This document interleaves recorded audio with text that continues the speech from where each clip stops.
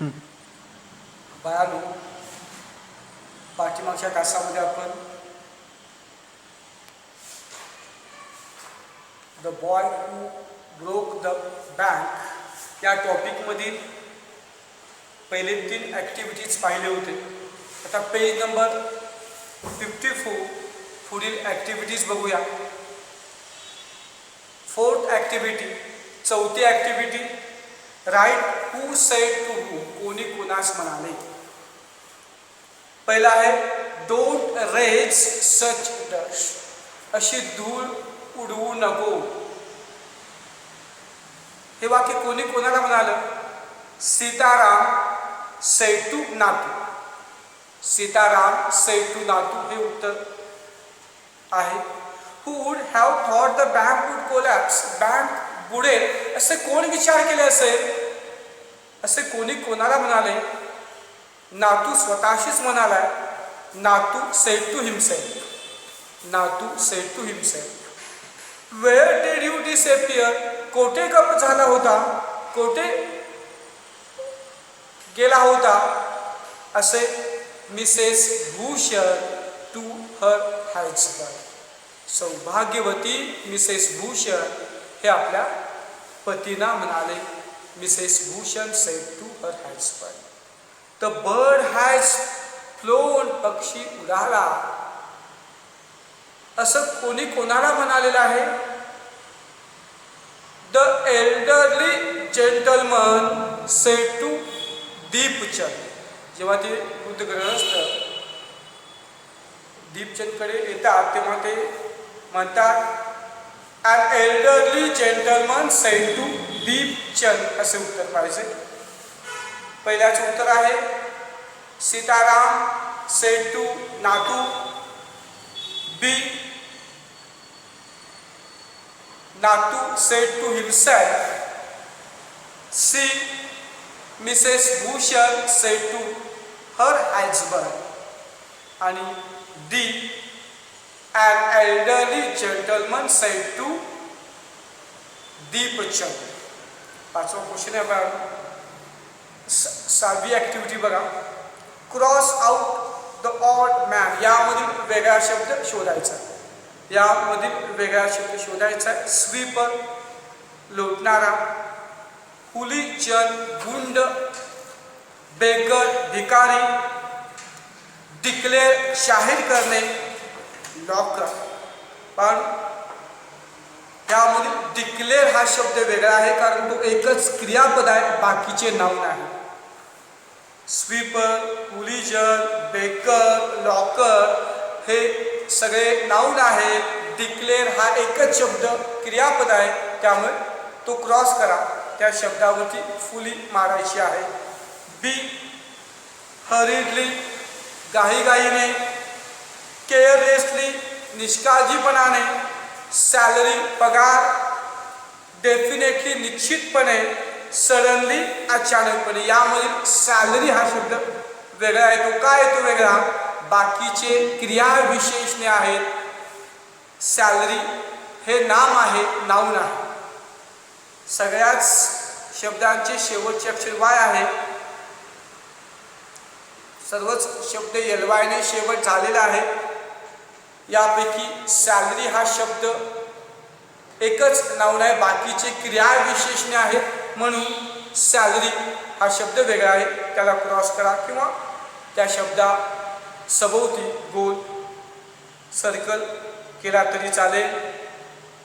पुढील eminent, latest, pavement, अवफुल, shocking. यामधील pavement हा शब्द वेगळा येतो कारण बाकीचे ॲडजेक्टिव्ह आहेत, विशेषणे आहेत. पेवमेंट, फूट, पाथ हा शब्द एकच नाम आहे, त्याला गोल करायचा आहे. पेवमेंट हा एकच शब्द वेगळा आहे. Morning, scattering, raising, collecting, shouting. Balu, morning हा शब्द वेगळा आहे. मॉर्निंग या शब्दाला गोल करायचा आहे कारण बाकीचे सगळे प्रेझेंट पार्टिसिपल आहे. क्रियापदाला ING प्रत्यय लावलेले आहेत. प्रेझेंट पार्टिसिपल आहे. मॉर्निंग हा एकच शब्द वेगळा आहे. 7. Find the describing words for the following from the text. 7वा क्वेश्चन बघा. 6व्या मधील फक्त प्रत्येकातले वेगळे वेगळे शब्द सांगतोय. ए मध्ये ए मध्ये डिक्लेअर हा शब्द वेगळा आहे. बी मध्ये सॅलरी हा शब्द वेगळा आहे. सी मध्ये पेमेंट हा शब्द वेगळा आहे. आणि डी मध्ये मॉर्निंग हा शब्द वेगळा आहे. 7 नंबर बघा. Find the describing words for the following from the text. धड्यामधून खालील शब्दांच्यासाठी वर्णनात्मक शब्द कोणता आहे ते लिहायचं आहे, म्हणजे ॲडजेक्टिव्ह लिहायचं आहे. 2. कस्टमरी. CUSTOMARY कस्टमरी हा ॲडजेक्टिव्ह त्या ठिकाणी येतो. Customary. 2. Shop. Photography shop. Photography shop. Photography हा शब्द घ्या. त्यानंतर window. Glass window. Glass window. त्यानंतर शेवटचा शब्द आहे लेग. क्रूकड. CROOKED क्रूकड. वक्र, वाकडे, पाय. क्रूकड. CROOKED. अशा प्रकारे दिलेल्या नामांच्या पूर्वी विशेषणे आपण लिहू शकतोय. कस्टमरी. 2.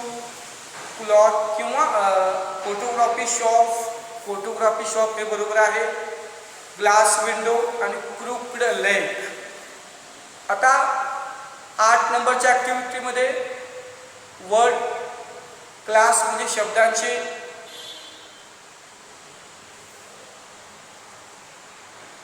विशिष्ट गटामध्ये वर्गीकरण करायचं आहे. तो शब्द क्रियापद, नाउन, ॲडजेक्टिव्ह का ॲडव्हर्ब आहे. बघा. पेमेंट. बाकीचे त्याची रूपे लिहायची आहेत. शब्दांची वेगवेगळी रूपे आहेत. ही रूपे लिहून हा टेबल पूर्ण करायचा आहे. पहिला पेमेंट हा शब्द दिला आहे, तो नाम आहे. पेमेंटचं वर्ब काय होणार? पे. PAY पे. वर्ब पे लिहा. PAY पे. ॲडजेक्टिव्ह पेएबल म्हणा. PAYABLE. पेएबल. पेएबल. ॲडवर्ब काही होत नाही. ॲडवर्बच्या ठिकाणी क्रॉस करा. या पेमेंट या शब्दाचे क्रियाविशेषण होत नाही, त्यामुळे क्रॉस करा. सडनली या शब्दाचे क्रियापदाचे रूप होत नाही, त्यामुळे क्रॉस दिलेला आहे. सडनली या शब्दाचे रूपांतर क्रियापदामध्ये होत नाही. सडननेस. SUDDENNESS.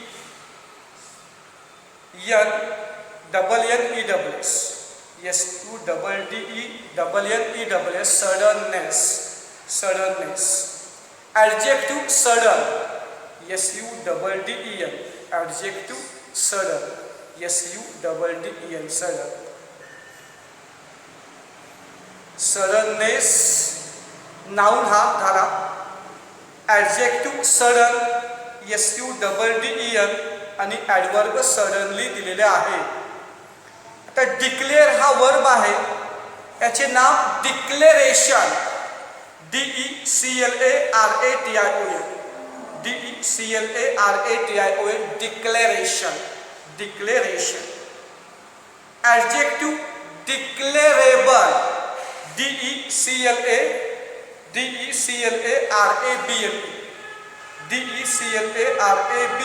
डिक्लेरेबल. आणि ॲडवर्ब होत नाही, क्रॉस घ्या. ॲडवर्ब होत नाही. आता चिअरफुल. वर्ब चिअर असं द्या. चिअर. CHEER. Cheer verb. त्याचं नाम पण चिअरच घ्या. CHEER. चिअर आनंद. आणि ॲडवर्ब चिअरफुली. CHEERFULLY, cheerfully, cheerful आणि cheerfully.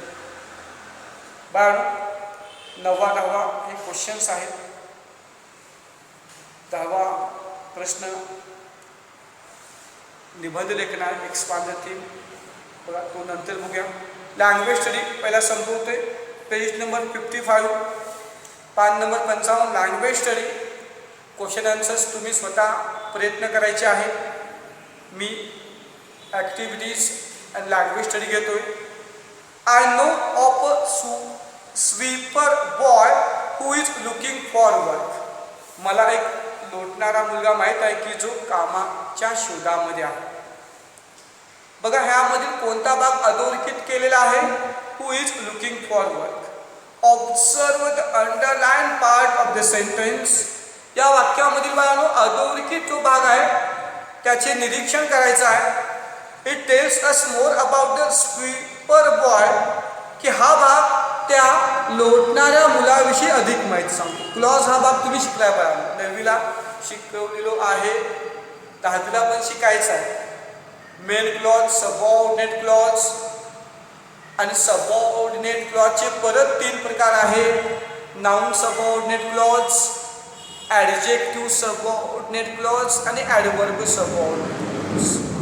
जर दिलेला सबऑर्डिनेट क्लॉज नामाच्या ठिकाणी येत असेल तर तो नाउन सबऑर्डिनेट क्लॉज. जर दिलेल्या वाक्यातील सबऑर्डिनेट क्लॉज मेन क्लॉज मधील नाम किंवा सर्वनामाबद्दल अधिक माहिती सांगत असेल तर त्याला म्हणायचं ॲडजेक्टिव्ह सबऑर्डिनेट क्लॉज. जर क्रियापदाबद्दल किंवा एखाद्या विशेषणाबद्दल अधिक माहिती सांगत असेल तर त्याला ॲडवर्ब सबऑर्डिनेट क्लॉज म्हणतो. हे क्लॉजचे प्रकार आपण शिकलेले आहोत, यावर्षी परत शिकायचा. बाळांनो मग दिलेल्या वाक्यातील पहिला मेन क्लॉज आणि सबऑर्डिनेट क्लॉज कोणता? I know of a sweeper boy हा मेन क्लॉज आहे. आणि राहिलेला भाग who is looking for work subordinate clause आहे, कारण हा क्लॉज हू या सबऑर्डिनेटरने सुरू झालेला आहे. आणि बाळांनो हा क्लॉज काय करतो? मेन क्लॉज मधील स्वीपर बॉय या नामाबद्दल अधिक माहिती सांगतो. आणि ॲडजेक्टिव्ह क्लॉज बिगिन्स विथ, आणि म्हणून तो ॲडजेक्टिव्ह सबऑर्डिनेट क्लॉज आहे. मेन क्लॉज मधील नामाबद्दल अधिक माहिती सांगतो, so that is adjective subordinate clause. आता बाळांनो ॲडजेक्टिव्ह सबऑर्डिनेट क्लॉज शक्यतो कोणत्या सबऑर्डिनेटर्सने सुरू होतात बघा. And adjective clause begins with word such as how, that, what, whatever, who, which, where and why या सबऑर्डिनेटर्स म्हणजे जोड शब्दांनी ॲडजेक्टिव्ह सबऑर्डिनेट क्लॉज सुरू होतात. Now complete the sentences given below using your on adjective clause. आता काही main clause दिलेला आहे त्याला तुम्ही ॲडजेक्टिव्ह क्लॉज जोडायचा. या सबऑर्डिनेटर्सचे वापर करून ॲडजेक्टिव्ह क्लॉज जोडायचं आहे. बघा I know of a school boy, मला एक शाळेचा मुलगा माहीत आहे. हू इज व्हेरी इंटेलिजंट, की जो खूप बुद्धिमान आहे, असं आपण लिहू शकतो. Who is very intelligent. Who is very clever असं म्हणला तरी चालेल. Who is very hard worker, तो खूप कष्टाळू आहे असं म्हणला तरी चालेल. आय नो द जोक, मला एक विनोद माहीत आहे. विच इज व्हेरी फनी, की जे खूप गमतीदार आहे. मला एक जोक माहीत आहे, विच इज व्हेरी फनी, की जे खूप गमतीदार आहे असं तुम्ही म्हणू शकता. I know of a doctor, मला एक डॉक्टर माहीत आहे. हू इज व्हेरी काइंडफुल, की जे खूप दयाळू आहे. हू इज व्हेरी काइंडफुल किंवा हू इज व्हेरी स्ट्रिक्ट म्हटला तरी चालेल. मला एक डॉक्टर माहीत आहेत की जे खूप दयाळू आहेत किंवा जे खूप कडक आहेत.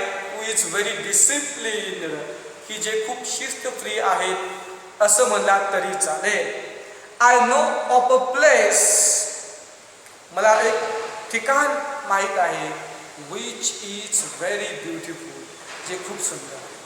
I know of a place, मला एक ठिकाण माहीत आहे, वेअर आय विजिट रेग्युलरली, ज्या ठिकाणी मी नियमितपणे भेट देतो.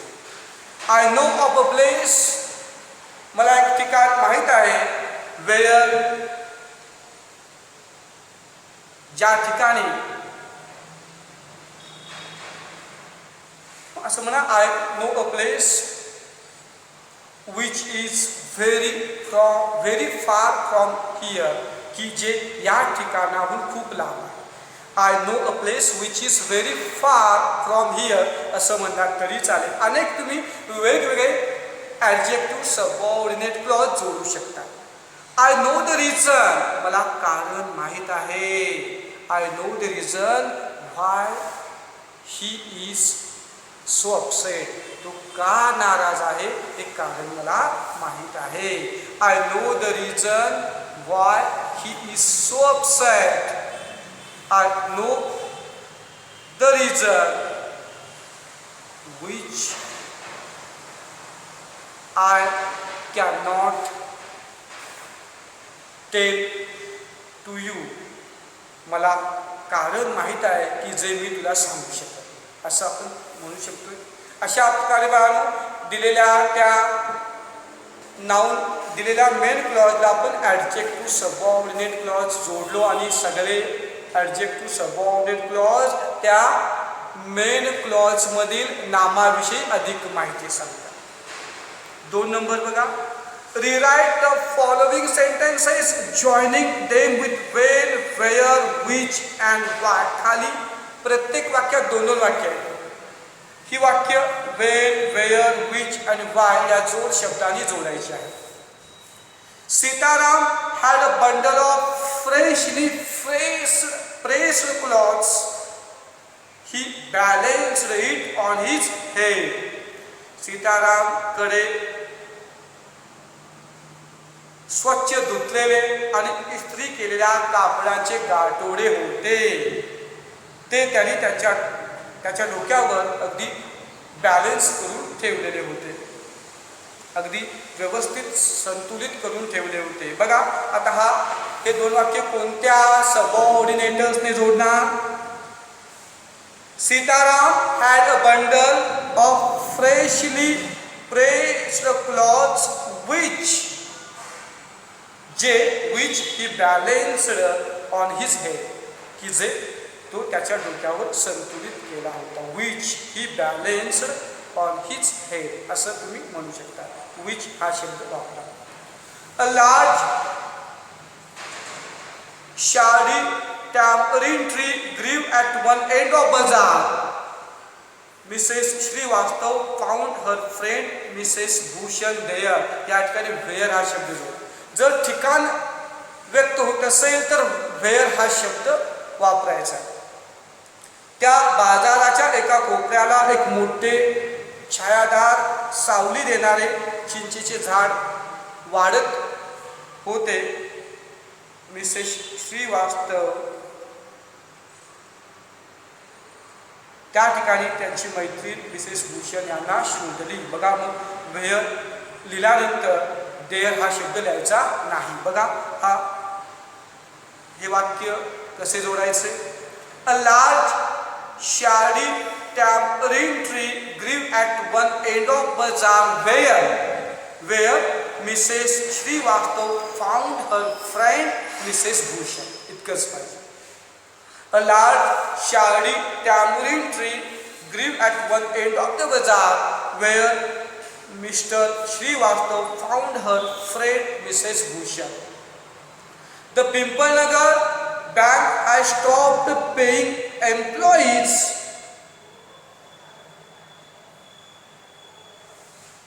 It is about to collapse. बघा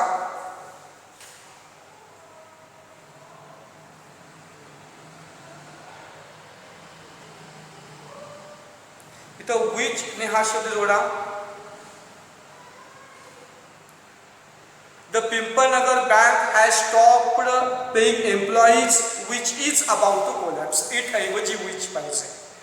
The Pimpalnagar Bank has stopped paying employees.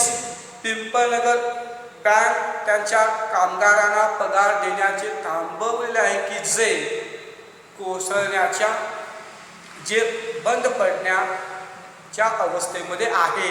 which is about to collapse. He had finished his work. He sat down on the highest step. बघा हा शब्द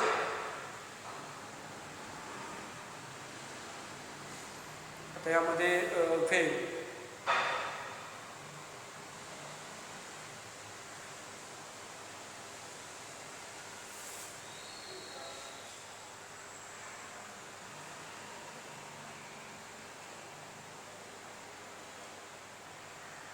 okay. Balu 2 नंबरचे वाक्य पहिला घ्या. तो त्याचे काम संपवलेला होता आणि मग तो सर्वात उंच ठिकाणी ढिगाऱ्याच्या सर्वात उंच ठिकाणी बसला. He sat down on the highest step when he had finished his work. जेव्हा तो त्याचे काम संपवलेला होता तेव्हा तो त्या ढिगाऱ्याच्या वरती. तर when हा शब्द पाहिजे. when या शब्दाने आपण दोन्ही भाग जोडू शकतो. समजाले का? बघा he sat down on the highest step when he had finished his work. अशा पद्धतीने आपण सबऑर्डिनेटर्सनी 2 वाक्य जोडू शकतो. आता पुढील भाग बाळांनो काळ हा अत्यंत महत्त्वाचा आहे. पहिल्याच लेक्चरमध्ये सगळे काळ मी शिकवलेले आहेत बाळांनो. सगळे काळ मुख्य 3 प्रकार, प्रत्येकाचे 4 उपप्रकार, त्याचबरोबर प्रत्येकाच्या बद्दल माहिती, त्याचे सूत्र आणि प्रत्येक काळाचे काही उदाहरणे आपण पाहिलेले आहोत. आता बाळांनो यामध्ये हेच पाहायचं आहे. थोडक्यात तुम्हाला परत काळ समजावून सांगतोय. Tense is the form of work which show the time at which an action takes place. बाळांनो काळ हे अशा क्रियापदाचे रूप आहे, अशा क्रियेचे रूप आहे की जे तुम्हाला वेळ सांगतं, कोणत्या वेळी एखादी घटना घडली ते वेळ सांगतं. काळ हे एक क्रियापदाचे रूप आहे की जे तुम्हाला कोणत्या वेळी घटना घडली हे सांगतं. काळ म्हणजेच घडलेल्या गोष्टीचे वेळ सांगतं. काळ म्हणजे एखादी घटना घडली असेल, एखादी क्रिया घडली असेल तर त्याचे वेळ हे सांगतं. द पास्ट भूतकाळ उदाहरणार्थ शी वेंट ती गेली. प्रेझेंट शी गोज ती जाते. And the future she will go ती जाईल. प्रेझेंट, पास्ट आणि फ्युचर हे आपण पाहिलेले आहोत. Work form shows both tense and past, present, future. Verb forms show both tense, past, present, future and aspect. Perfect, progressive. क्रियापदाची रूपे बाळांनो मुख्य आणि उपकाळ दोन्ही दाखवितात. वर्तमान काळ, भूतकाळ, भविष्यकाळ. त्याचबरोबर चालू आहे का पूर्ण आहे या गोष्टी सुद्धा क्रियापदावरून कळतं, क्रियापदाच्या रूपावरून कळतं. The progressive aspect is formed by using be plus V plus I N G. बाय आपण चालू वर्तमान काळ, चालू भूतकाळ, चालू भविष्यकाळामध्ये शिकलेले आहोत की चालू काळ हे सहाय्यकारी क्रियापद अधिक मुख्य क्रियापद अधिक आय एन जी या सूत्रानुसार होते. उदाहरणार्थ they are going present continuous tense किंवा they were going past continuous tense. The perfect aspect is formed by using have plus V ED or इयर. पूर्ण काळ हॅव किंवा क्रियापदाचे तिसरे रूप आपण पूर्ण भूतकाळ, पूर्ण वर्तमान काळ आणि पूर्ण भविष्यकाळामध्ये शिकलेले आहोत. हॅव, हॅज किंवा हॅड प्लस क्रियापदाचे तिसरे रूप. हॅव हॅज हे पूर्ण वर्तमान काळात येतं आणि हॅड प्लस V3 हे पूर्ण भूतकाळात, आणि विल किंवा shall plus have plus V3 हे पूर्ण भविष्यकाळामध्ये येतं. हे आपण काळामध्ये पाहिलेले आहोत. उदाहरणार्थ they have gone present perfect पूर्ण वर्तमान काळ, आणि दे हॅड गॉन पूर्ण भूतकाळ. दे विल हॅव गॉन असेल तर पूर्ण भविष्यकाळ. अशा प्रकारे काळाच्या सूत्रानुसार आपण वाक्य लिहू शकतो. एक वाक्य बघा, प्रेझेंट टेन्स सिंपल प्रेझेंट साधा वर्तमान काळ आय गो होम. या दुसऱ्या वाक्यात कर्ता बदलला शी गोज होम. गोला ES प्रत्यय का लागले मी काळ शिकवताना तुम्हाला सांगितलेलो आहे. तर कर्ता तृतीय पुरुषी एकवचनी असेल, थर्ड पर्सन सिंग्युलर असेल, ही शी इट असेल तर त्यानंतर येणाऱ्या क्रियापदाला यस किंवा ES प्रत्यय जोडावे. यस कधी जोडावं आणि ES कधी जोडावं हे मी तुम्हाला सांगितलेलं आहे. जर मुख्य क्रियापदाचे शेवटचे अक्षर CH, SH, O, X किंवा Z असेल तर अशा क्रियापदाला ES प्रत्यय, अन्यथा फक्त यस प्रत्यय जोडावे. मात्र कर्ता हा तृतीय पुरुषी एकवचनी पाहिजे, थर्ड पर्सन सिंग्युलर करता हवा. आता प्रेझेंट परफेक्ट पूर्ण वर्तमान काळ, ही हॅज गॉन किंवा they have gone. Present perfect progressive एक राहिलं बघा, प्रेझेंट प्रोग्रेसिव्ह अपूर्ण वर्तमान काळ राहिलेला आहे. आय एम गोईंग किंवा दे आर गोईंग. आय आहे म्हणून एम वापरलं, दुसऱ्या वाक्यात कर्ता अनेक वचने आहे म्हणून आर वापरलं. आपण सूत्र काय पाहिले, यस प्लस एम किंवा इज किंवा are plus V1 plus ING plus O हे चालू वर्तमान काळाचे सूत्र आहे, त्या सूत्रामध्ये बसवलं. पूर्ण वर्तमान काळ ही हॅज गॉन तो गेलेला आहे. दे हॅव गॉन ते गेलेले आहे. यस प्लस हॅव किंवा has plus V3 plus O हे पूर्ण वर्तमान काळाचे सूत्र आहे. आता यामध्ये हॅव कधी वापरायचं आणि हॅज कधी वापरायचं हे मी तुम्हाला टेन्स शिकवताना त्या सूत्रामध्ये सांगितलेलं आहे. जर कर्ता तृतीय पुरुषी एकवचनी असेल, ही शी इट असेल तर त्यानंतर हॅज हे सहायकारी क्रियापद लिहावे. ही शी इट असेल तर हॅज, अन्यथा इतर कर्त्यानंतर हॅव. तर प्रेझेंट परफेक्ट प्रोग्रेसिव्ह पूर्ण अपूर्ण वर्तमान काळ, ही हॅज बीन गोविंग. बघा एकाच वाक्याचे बाकीच्या काळामध्ये रूपांतर केलेला एकच वाक्य घेतलेलं, ही has been going or they have been going. He has been going or they have been going. या प्रेझेंट परफेक्ट प्रोग्रेसिव्ह काळाचे सूत्र काय, यस प्लस हॅव किंवा has plus been plus V1 plus ING plus O. S plus have किंवा has plus been plus V1 plus ING plus O या सूत्रानुसार हे वाक्य आहे. आता भूतकाळ, भूतकाळामधील पहिले प्रकार सिंपल पास्ट साधा भूतकाळ, S plus V2 plus O हे सूत्र आहे. शी वेंट, वेंट हे गोचं भूतकाळ किंवा दे वेंट, ती गेली किंवा ते गेले. पास्ट प्रोग्रेसिव्ह चालू भूतकाळ, आय वॉज गोविंग किंवा we were going. Past continuous tense चालू भूतकाळाचे सूत्र काय आहे, यस प्लस वॉज किंवा were plus V1 plus ING plus O.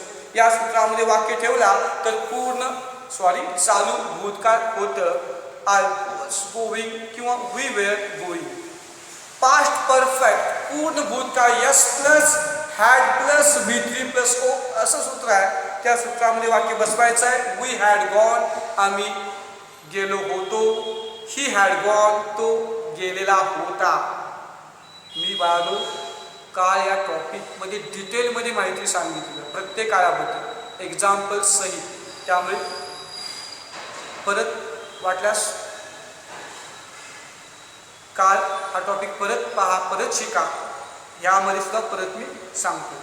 Past perfect progressive, पूर्ण अपूर्ण भूतकाळ. काय सूत्र आहे?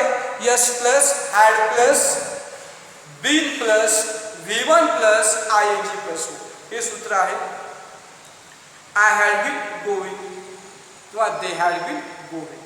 मी जात आलेलो होतो किंवा दे हॅड बीन गोविंग, ते जात आलेले होते. आय हॅड बीन गोविंग किंवा दे हॅड बीन गोविंग. अशा प्रकारे दिलेल्या सूत्रामध्ये आपण हे वाक्य बसवलं तर पास्ट परफेक्ट प्रोग्रेसिव्ह हे झालं भूतकाळ. आता भविष्यकाळ, the future tense, simple future, साधा भविष्यकाळ. काय सूत्र आहे साधा भविष्यकाळाचं? यस प्लस विल किंवा shall plus V1 plus O. I will go, मी जाईल. यू विल गो, तू जाशील. फ्युचर प्रोग्रेसिव्ह, चालू भविष्यकाळ. याचं काय चालू भविष्यकाळाचं? यस प्लस विल किंवा shall plus be plus V1 plus ING plus O. यामध्ये विल शाल नंतर बी हा सहाय्यकारी क्रियापद घ्यायचा. यस प्लस विल किंवा shall plus be plus V1 plus ING plus O. मग चालू भविष्यकाळ, वी विल बी गोविंग किंवा शी विल बी गोविंग. आम्ही जात असू किंवा ते जात असतील. फ्युचर परफेक्ट, पूर्ण भविष्यकाळ. पूर्ण भविष्यकाळाचं सूत्र काय? यस प्लस विल किंवा shall plus have plus V3 plus O. S plus will किंवा shall plus have plus V3 plus O. He will have gone, तो गेलेला असेल. फ्युचर परफेक्ट प्रोग्रेसिव्ह, पूर्ण अपूर्ण भविष्यकाळ. याचं काय सूत्र आहे? यस प्लस विल किंवा shall plus have plus been plus V1 plus ING plus O. 12च्या 12 काळाची सूत्र तुम्हाला माहीत असणं आवश्यक आहे. जर तुम्हाला सूत्र माहीत असतील तर तुम्ही कोणत्याही प्रकारचे वाक्य कोणत्याही काळामध्ये रूपांतर करू शकता. बघा, पूर्ण अपूर्ण भविष्यकाळाचे सूत्र काय आहे? S plus will shall plus have plus been plus V1 plus ING plus O. I will have been going, मी जात आलेलो असेल. They will have been going, ते जात आलेले असतील. अशा प्रकारे 3 मुख्य काळ, त्याचे परत प्रत्येकाचे 4 उपप्रकार, अशा 12 काळांची आपण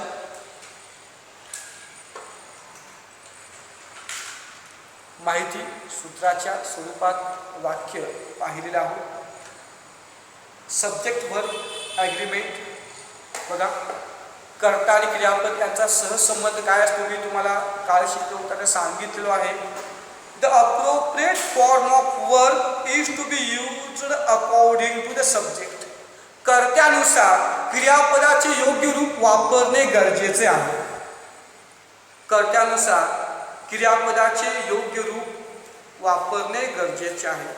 in the simple present tense, yes or es will be added to the verb when the subject is he she. मी तुम्हाला साध्या वर्तमानकाळात सांगितलं बाळांनो की जर साध्या वर्तमानकाळात कर्ता थर्ड पर्सन सिंग्युलर असेल, तृतीय पुरुषी एकवचनी म्हणजे ही शी इट असेल, तर त्यानंतर येणाऱ्या क्रियापदास यस किंवा इयस प्रत्यय जोडावे. आय, मी, you, they want a pen. आता दुसऱ्या वाक्यात ही आणि शी आलेला आहे, वॉन्टला यस प्रत्यय लावू. Wants a pen. He she goes home at home. He or she goes home in time. He she आहे म्हणून बोला यस प्रत्यय आलेला आहे. सिमिलरली तुम्हाला माहिती सांगितलेलं आहे. बघा, the form of auxiliary verb will have to be used according to the subject. त्याच प्रकारे सहाय्यकारी क्रियापदांची रूपे सुद्धा कर्त्याच्या वचनानुसार योग्य वापरली गेली पाहिजे. The form of auxiliary verb will have to be used according to the subject. त्याच प्रकारे सहाय्यकारी क्रियापदांची रूप कर्त्यानुसार वापरली गेली पाहिजे. मग in present progressive, past progressive किंवा प्रेझेंट प्रोग्रेसिव्ह, म्हणजे कर्त्यानुसार योग्य सहाय्यकारी क्रियापद आपण वापरलं पाहिजे. बघा, I am writing an essay, मी एक निबंध लिहित आहे. आय आहे मग एम वापरलं. We are writing an essay, we अनेक वचने आहे. We are writing an essay, we अनेक वचने आहे म्हणून आर घेतलेला आहे. ही शी इज रायटिंग अन एसे, ही शी हे एक वचने आहे म्हणून इज अशा प्रकारचं सहाय्यकारी क्रियापद घेतलेलं आहे. I have written an essay, I म्हणून हॅव घेतलेला आहे. ही शी हॅज रिटन अन एसे, ही शी करता कृती पुरुषी एक वचनी असते आणि त्यानंतर हॅज हे सहाय्यकारी क्रियापद घेतलेलं आहे. I was writing an essay, I एक वचनी आहे त्यामुळे वॉज घेतलेला आहे. आणि we were writing an essay, we अनेक वचने आहे म्हणून वेअर घेतलेलं आहे. करता एक वचनी आहे का अनेक वचने आहे, कोणत्या काळामधील आहे, यावरून योग्य सहाय्यकारी क्रियापद आपण वापरलं पाहिजे. टेन्समध्ये मी तुम्हाला डिटेलमध्ये सांगितलेलो आहे. आता या टॉपिकमधील सर्व ॲक्टिव्हिटीज डिस्कस झालेल्या आहेत. क्वेश्चन आन्सर्स, प्रश्नोत्तरे तुम्ही घरी प्रयत्न करा. याच्यानंतर मी पुढील एक कविता 2.3 द ट्विन्स जुळे ही कविता मी शिकणार आहोत. ही कविता अत्यंत विनोदी आहे. 2.3 द ट्विन्स ही कविता आपण शिकायची आहे. बाळांनो, फक्त 10 मिनिट राहिलेले आहे. त्यासाठी पुढील कविता पुढच्या लेक्चरमध्ये चालू करतोय. या 10 मिनिटांमध्ये मी काही क्वेश्चन्स पाहतो या टॉपिकमध्ये, कारण 10 मिनिटात पुढील कविता होणार नाही द ट्विन्स. त्यामुळे पुढील लेक्चरमध्ये आपण ती कविता शिकूया. खूप विनोदी कविता आहे, अगदी मस्त कविता आहे. आपण पुढच्या लेक्चरला संपूर्ण कविता शिकूया. या टॉपिकमध्ये काही क्वेश्चन्स बघा. पान number 48, page number 48. Name the characters of the story. बाळांनो, या गोष्टीमध्ये कोणकोण कॅरेक्टर्स आहेत, कोणकोणते पात्रे आहेत. पहिला कोणता, नातू. 2 नंबर सीताराम. त्यानंतर सेठ गोविंदराम. त्यानंतर Mrs Shrivastava, Mrs Bhushan, mister Bhushan. त्यानंतर Deepchand, mister Kishore, an elderly gentleman, old Ganpat. आणि बघा,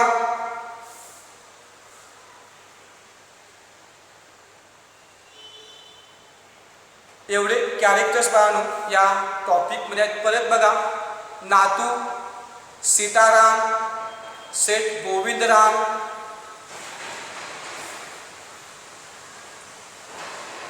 Mrs Bhushan, Mrs Shrivastava, mister Bhushan,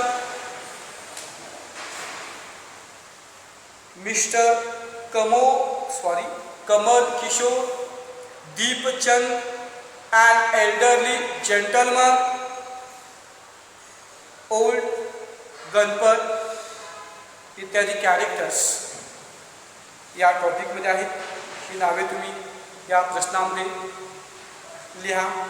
which action of नातू शोज हिज अनॉयन्स. नातूची कोणती कृती त्याचे संताप, त्याचे राग दाखवते. नातूची कोणती कृती, तो खूप चिडलेला आहे, तो संतापलेला आहे, दाखवते. बघा,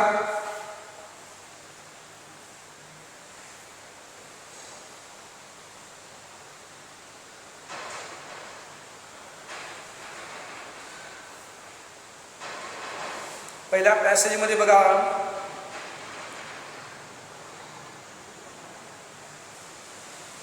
the grumbling of Natu to himself.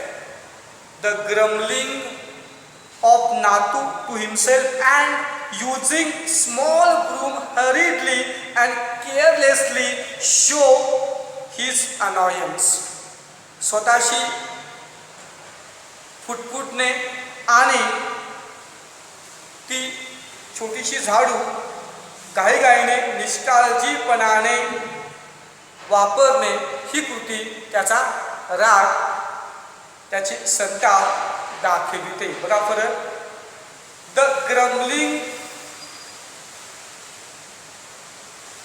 Of Natu to himself and using of the small broom hurriedly and carelessly show नातूच annoyance. अशा प्रकारे बाळांनो तुम्ही याचं उत्तर लिहू शकता. आता 3 नंबरचे प्रश्न. To whom did Sitaram talk about Natu? Sitaram Natu विषयी कोणाशी बोलला? बघा या प्रश्नाचे उत्तर. सीताराम टॉक्ड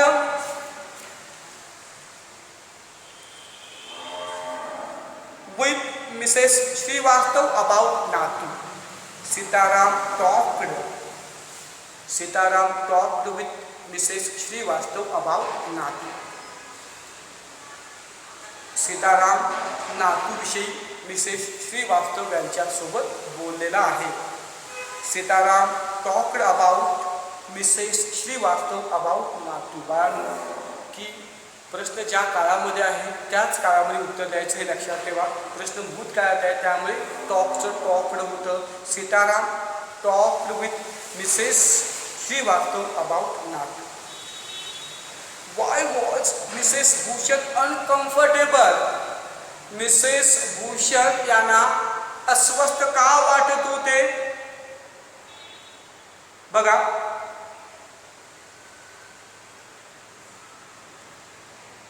तो अत्यंत कडक उन्हाळा होता, उन्हाचा त्रास खूप होत होता. यामुळे Mrs Bhushan was uncomfortable due to the hot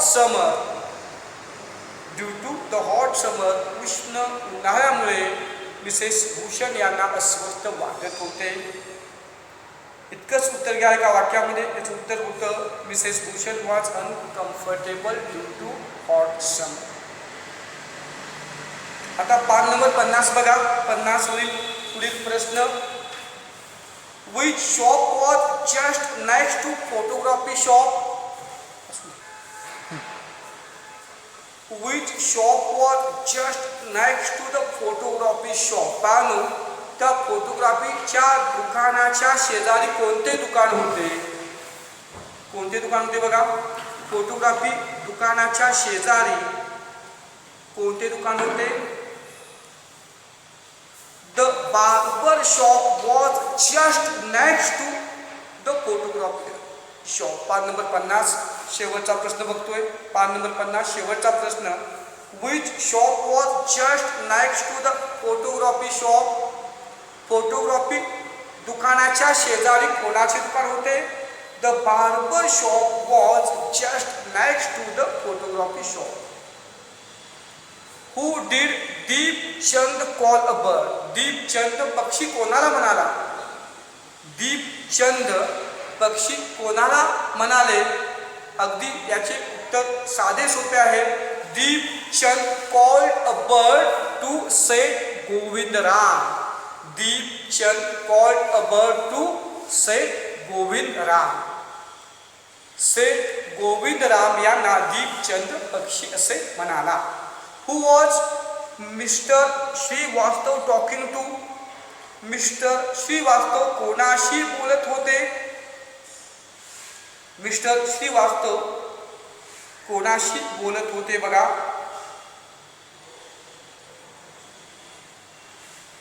याचं उत्तर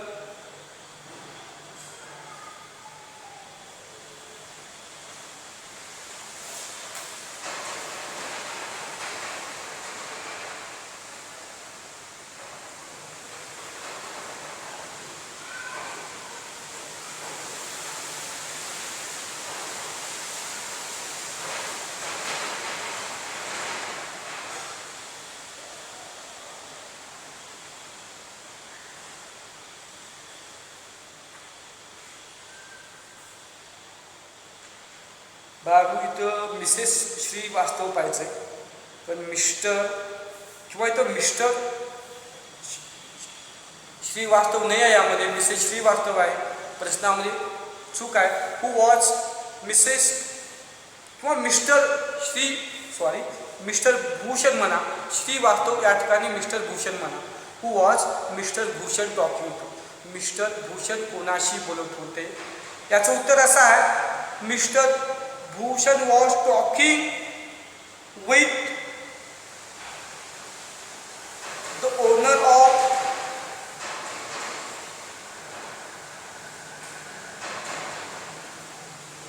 फोटोग्राफी कमल किशोर. हे उत्तर येतं.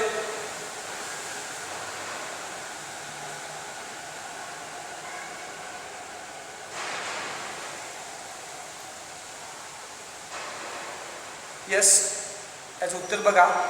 Mister Bhushan was talking with the owner of Kamal the owner of photography shop Kamal Kishore, किंवा फक्त कमल किशोर म्हणला तरी चालेल. Mister Shrivastava was talking with Kamal Kishore. पुढील प्रश्न बघा. Who surprised everyone and how. कोणी प्रत्येकाला आश्चर्यचकित केले आणि कसे. याचं उत्तर अगदी सोपं आहे. Old Ganpat, the beggar old Ganpat surprised everyone by leaping to his feet and actually running at top speed in the direction of the bank. बघा, भिकारी वयोवृद्ध बँकेच्या दिशेने वेगाने धावत प्रत्येकाला आश्चर्यचकित केला. परत सांगतो याचं उत्तर. Old Ganpat the beggar surprised everyone by leaping to his feet and actually running at top speed in the direction of the bank. पान नंबर 52. एक प्रश्न बघतोय. What were the 4 rumors about Seth Govind Ram. या प्रश्नाचे उत्तर बघतोय. सगळं बोलले तर रेकॉर्डिंग कट करते. ठीक आहे बाळा. काही क्वेश्चन्स मी या टॉपिकमधील पाहिलेले आहेत. अगदी कमी क्वेश्चन्स राहिलेत, ते तुम्ही प्रयत्न करा. अगदी 3च क्वेश्चन्स आहेत, तुम्ही प्रयत्न करा. पुढील तासामध्ये द ट्विन्स ही कविता मी शिकवतोय. अत्यंत सोपी, साधी आणि गमतीदार कविता आहे. आणि जे मी या टॉपिकमधील क्वेश्चन डिस्कस केलेले आहे, चर्चा केलेलो आहे, ते सगळे प्रश्न उत्तरे तुमच्या वहीमध्ये लिहून काढा. फक्त जे 2-3 प्रश्न राहिले ते तुम्ही स्वतः सोडवण्याचा प्रयत्न करा. काही त्यामध्ये काही अडचण असेल तर तुम्ही मला सांगू शकाल, किंवा तुम्ही मला फोनसुद्धा केला तरी चालेल. फक्त 3 क्वेश्चन्स आहेत, ते तुम्ही प्रयत्न करा. आणि बाकीचे क्वेश्चन्स ज्यांचे उत्तर सांगितले आहेत ते सुद्धा तुम्ही तुमच्या वहीमध्ये लिहून घ्या. पुढील तासामध्ये द ट्विन्स ही कविता मी शिकवणार आहे. पुढील तासात पुढील लेक्चरमध्ये आपण ट्विन्स ही कविता आपण शिकू.